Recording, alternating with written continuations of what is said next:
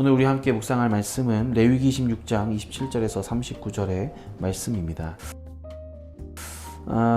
이스라엘의 이제 레위기 마지막 부분인데요. 이스라엘이 하나님께 반역하고 죄를 짓는다면 어떻게 되는 거에 대해서 쭉 이야기가 진행되어 왔습니다. 그리고는 이스라엘이 죄악 가운데 끝끝내 하나님께 대항한다면 어떤 일이 벌어질 것인가에 대해서 레위기에서 말씀하고 있는 것인데요. 지금 레위기를 읽고 있는 이 시점에서는 만약에 너희가 죄를 짓는다면 이라고 가정되어 있습니다. if가 되는 거죠. 만약에 너희가 그렇게 한다면 이렇게 될 것이다 라고 되어 있지만 실제적으로는 이 일은 역사상 벌어졌던 일이지요. 그렇기 때문에 후대에는 실제로 역사가 되는 부분이기 때문에 한번 이렇게 그 부분을 생각하시면서 보시면 좋을 것 같은데요. 최종적으로 이스라엘 백성들이 하나님을 저버렸을 때에는 하나님께서 이스라엘 민족을 흩어버리겠다, 너희의 땅이 황무하게 될 것이다 라고 주님은 말씀해 주셨습니다. 그리고 너희는 그 땅에서 원수의 지배를 받고 있는 이 땅에서 쇠잔하게 될 것이다 라고 주님은 말씀해 주셨습니다. 이 말씀 한번 같이 묵상해 보겠습니다. 너희가 이같이 될지라도 내게 청종하지 아니하고 내게 대항할진대 내가 진노로 너희에게 대항하되 너희의 죄로 말미암아 7배나 더 징벌하리니 너희가 아들의 살을 먹을 것이요 딸의 살을 먹을 것이며 내가 너희의 산당들을 헐며 너희의 분향단들을 부수고 너희의 시체들을 부서진 우상들 위에 던지고 내 마음이 너희를 싫어할 것이며 내가 너희의 성읍을 황폐하게 하고 너희의 성소들을 황량하게 할 것이요 너희의 향기로운 냄새를 내가 흠양하지 아니하고 땅을 황무하게 하리니 거기 거주하는 너희의 원수들이 그곳으로 말미암아 놀랄 것이며 내가 너희를 여러 민족 중에 흩을 것이요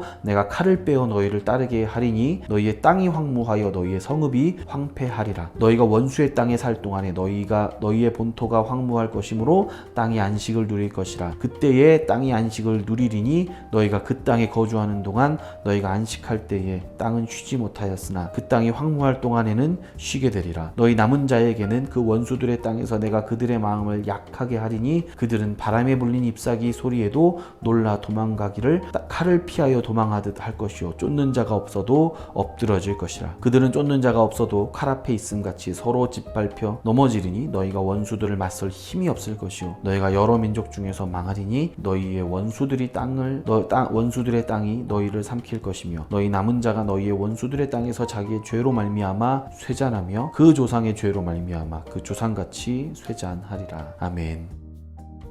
27절 28절 말씀에 너희가 이같이 될지라도 내게 청종하지 아니하고 내게 대항할진대 내가 진노로 너희에게 대항하되 너희의 죄로 말미암아 7배나 더 징벌하리니 말씀합니다. 너희가 이같이 될지라도 라는 말은 앞서 말한 재앙들에 대한 이야기입니다. 전쟁이 일어나고 질병이 퍼지고 여러 가지 안 좋은 일들이 막 벌어지는 이 상황에서도 너희가 하나님의 말씀을 청종하지 않고 하나님께 대항한다면 이라고 말씀하고 있는 것입니다. 우리가 회개할 때를 찾는 것은 너무너무 중요합니다. 돌아올 때가 있습니다. 회개할 때가 있습니다. 그때에 우리는 회개해야 되는데 그때를 지나서 그럼에도 끝까지 대항한다면 이라고 주님은 말씀하고 있는 것입니다. 하나님께서는 진노로 너희의 대항에 대항하겠다라고 말씀합니다. 그러면서 너희 무엇 때문에 대항하느냐면 너희의 죄로 말미암아 대항한다 말씀합니다. 하나님이 기분이 나빠서 너희가 나를 이렇게 무시할 수 있어 기분이 나빠서 대항하는 것이 아닙니다. 때문에 대항하는 것입니다. 죄 때문에 서지 못하는 것입니다. 다른 사람 핑계할 것이 없고 하나님을 원망할 것이 없고 우리의 죄 때문임을 기억해야 합니다.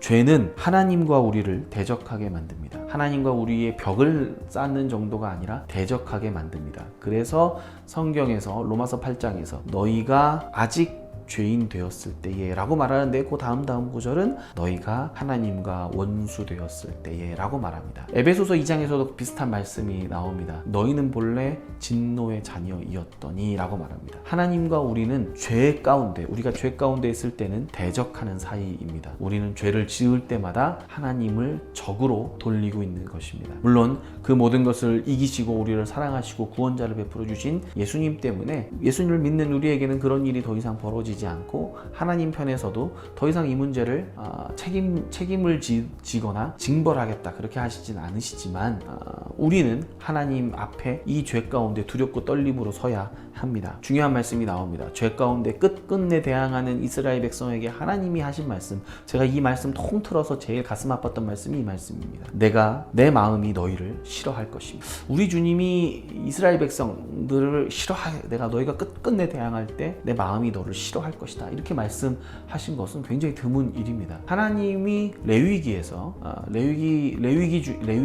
그 이스라엘 백성들의 성막을 지을 때 하셨던 말씀이 뭐냐면, 나는 너희를 싫어하지 않는다, 나는 너희 가운데 거하고 싶다 라고 말씀하시면서 하나님의 장막을 이스라엘 백성들 장막 한가운데, 말 그대로 너희 가운데 살고 싶다 라고 주님이 말씀하신 그 말씀 그대로 여기서 너랑 나랑 만나자고 약속하시게 되는 일들이 일어나는 게 레위기였습니다. 그런데 레위기 마지막에 너희가 끝끝내 하나님 앞에 대항한다면 하나님의 마음이 너희를 싫어하게 될 것이라고 말씀하고 있는 것입니다. 죄를 짓는다는 것은 인간 편에서도 똑같습니다. 로마서 1장 28절에 또한 그들이 하나님 두기를 싫어하며, 마음에 하나님이 있는 것이 싫은 것, 하나님과 함께하는 것이 싫은 것, 이것이 죄의 본질입니다. 그러니 하나님을 싫어하고 끝끝내 대항하는 사람들에게 하나님께서 베푸시는 유일한 방법이 하나가 딱 있다면 영원히 하나님과 분리시켜 놓는 것입니다. 하나님을 끝끝내 싫어하고 대적하는 자들을 분리시켜 놓는 것, 하나님이 없는 곳으로 분리시켜 놓는 것인데, 이 하나님이 없는 곳, 하나님과 영원한 분리되는 곳을 성경에서는 지옥이라고 부릅니다. 29절 말씀입니다. 너희가 아들의 살을 먹을 것이요 딸의 살을 먹을 것이며 내가 너희를 여러 민족 중에서 흩을 것이요. 실제로 열왕기하 6장 24절 33절에 아람 군대가 쳐들어왔을 때 이스라엘 백성들이 사실은 기근 속에서, 포위된 상황 속에서 자기의 자녀들을 먹게 되는 일들이 벌어지는 끔찍한 일이 성경에 기록되어 있습니다. 예레미야가 2장 20절에도 똑같은 말씀이 나오는데, 이때는 바벨론의 침공 때문에 이런 일이 벌어지게 되었습니다. 이 모든 일은 이스라엘 백성들이 정치를 못해서 그렇다, 우리가 전쟁 대비를 못해서 그렇다, 아닙니다. 방금 전에 보았듯이 너희의 죄 때문에, 너희가 끝끝내 하나님께 대항했기 때문에 이런 일이 벌어졌던 것입니다. 북이스라엘과 남유다가 실제로 멸망했고요. 34절에 너희 여러 민족 중에서 흩을 것이다, 실제로 역사 가운데 일어났습니다. 디아스포라 유대인들이 지금까지도 있지요. 북이스라엘이 멸망했을 때, 아수르에게 멸망했을 때 흩어졌고요. 남유다가 바벨론에게 멸망됐을 때도 흩어졌습니다. 포로로 데려간 사람들, 아직 거기 있는 사람들도 있고, 심지어는 다시 돌아와서도 로마의 지배 아래 흩어졌고, 그리고는 이스라엘 나라가 다시 세워지는 데는 2000년이 더 걸렸고, 지금도 유대인들은 전 세계 곳곳에 흩어져 살고 있습니다. 실제로 이 말씀을 이루신 것이죠. 그리고는 이 일들, 흩어졌다는 것은, 쫓겨났다는 것은 이스라엘 백성들이 처음에 가나안에 들어갈 때 그 가나안 7족속과 똑같은 취급을 당하고 있다는 뜻입니다. 이스라엘의 죄가 가득 찼기 때문에 하나님께서 그 땅을 심판하시고, 이스라엘 백성을 심판하시고 그 땅을 안식하도록, 그 땅을 내버려 두도록 만들어 주신 것이지요.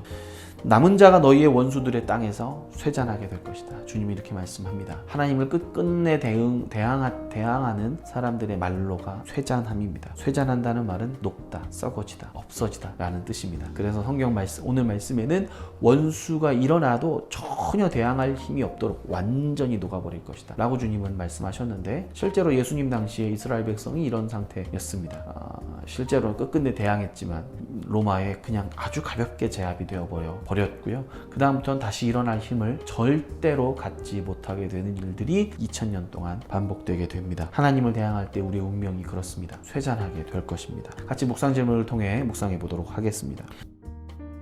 죄인의 특징은 하나님을 싫어하는 것입니다. 내 마음은 어떻습니까? 우리의 마음은 어떻습니까? 하나님과 함께하는 것이 좋습니까? 하나님의 말씀을 듣는 것이 좋습니까? 때때로 하나님의 음성을 듣다 보면 내가 잘못한 거, 나는 전혀 잘못했다고 생각하지 않지만 지적하시는 것들을 받아들여야 될 때가 있고, 하기 싫은 것들을 순종해야 될 때가 있고, 내가 너무 소중했던 것을 내려놓도록 인도하실 때가 있습니다. 그 하나님을 나는 싫어하지 않는가? 그 하나님의 음성을 나는 청종하고 있는가? 돌아볼 필요가 있습니다.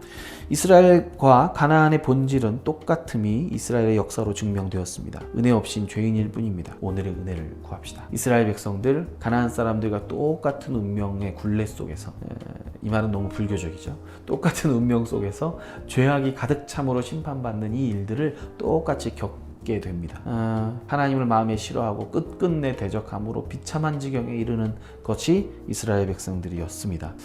은혜 없이는 예수님을 믿고 그리스도인으로 사는 우리와 세상 사람들과 다른 점이 하나도 없습니다. 우리도 그들과 똑같은 유혹 앞에 서 있는 인간일 뿐입니다. 주님이 우리를 지켜주실 때에만 우리는 죄악 가운데 승리할 수 있고 이 세상을 올바른 방향으로 만들어가는 일에 동조하고 기여할 수가 있는 것이 오직 예수님께만 붙어 있을 때 그렇습니다. 오늘도 은혜를 구하며 하나님 오늘 내게 유혹을 이길 힘을 주십시오. 세상과 구별되게 살게 하여 주십시오. 간구하며 살아가시는 하루가 되시기를 축복합니다. 같이 기도하겠습니다.